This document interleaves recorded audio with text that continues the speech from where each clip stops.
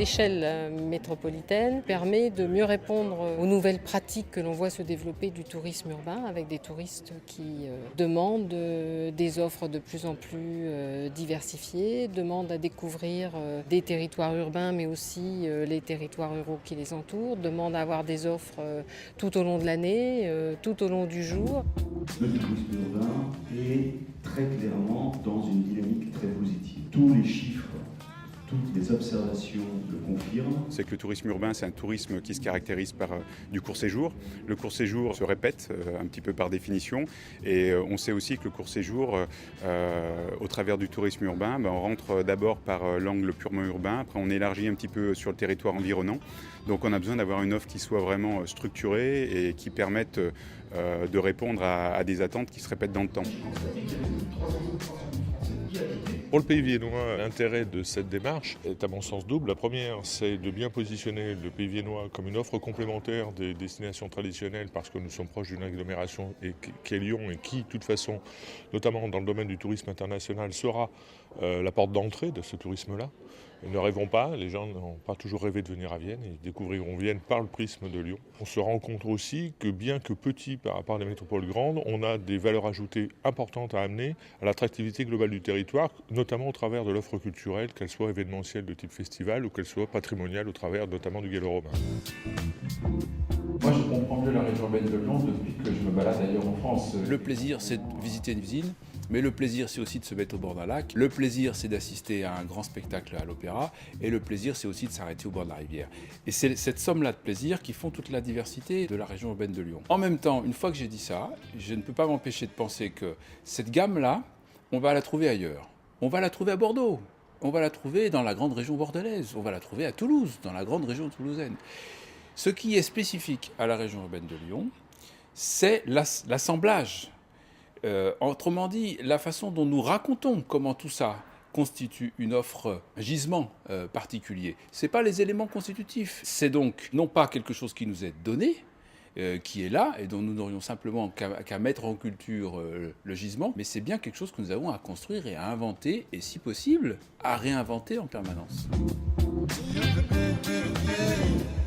Les utopies réalisées, c'est la mise en réseau de 5 sites emblématiques importants du patrimoine architectural et urbain du XXe siècle dans la région urbaine de Lyon. Le sujet des utopies réalisées, les villes dans lesquelles l'architecture du XXe siècle a donné naissance à des bâtiments ou à des quartiers, a été un peu une sorte de prémisse, ou en tout cas on peut parler d'une expérience, même d'une expérimentation, pour développer, comme c'est le cas aujourd'hui lors de ces séminaires, pour voir comment on peut développer au niveau d'un tourisme urbain, pas seulement évidemment dans le secteur de l'architecture du XXe siècle, une idée de la métropole à travers et la valorisation et la mutualisation en matière de tourisme. Et l'expérience des utopies réalisées, elle montre que lorsqu'on est ensemble, finalement, on donne mieux à voir.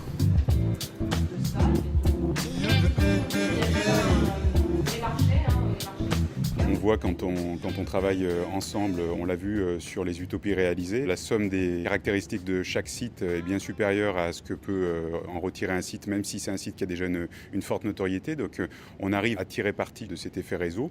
Et puis c'est aussi en se situant au sein d'une démarche, on atteint une taille critique, un volume qui nous permet de porter sur des cibles de clientèle, sur des cibles géographiques aussi qui sont beaucoup plus éloignées et donc d'intéresser, d'avoir la masse critique suffisante. On est tous responsables de quelque chose quelque part, on a tous une part de mise en tourisme d'endroits et on a beau travailler déjà sur des réseaux locaux, on n'a pas encore l'habitude de mettre sur des réseaux beaucoup plus larges des problématiques communes et non pas de réfléchir à dire comment l'autre peut m'apporter quelque chose par rapport à mes problèmes, mais surtout de dire comment, en mutualisant nos questions, en mutualisant nos projets, on pourrait avoir des réponses globales à des stratégies à court et moyen terme. Nous avons travaillé sur 2000 ans d'histoire avec cette contrainte de vouloir tout dire ou pas. Sur 2000 ans d'histoire, c'est compliqué. On a donc 2 idées. L'objectif, c'était bien de se mettre en situation de produire des idées. On appelait ça un séminaire de création, créativité, mais créativité pour proposer des choses qui puissent être transformées en action. À la suite de ce travail, on va bien entendu faire un travail de publication de toutes ces idées pour bien les faire circuler, les faire connaître.